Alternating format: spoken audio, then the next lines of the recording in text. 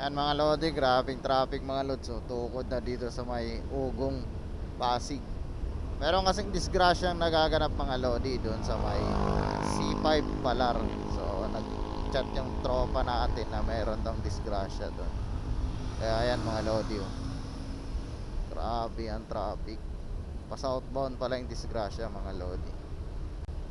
Kaya yung mga dadaan ng C5, alam nyo na ha, iwas-iwasan nyo muna. Mas maigi kung maghanap na lang kayo ng ibang alternatibong daan. So doon lang naman siya sa may C5 Palar lang mga lodi. Paglagpas naman doon, wala na. Clear track yung ano doon, na disgrasya. Okay, so sana mga lods nakatulong na naman sa inyo tong ginawa kong video.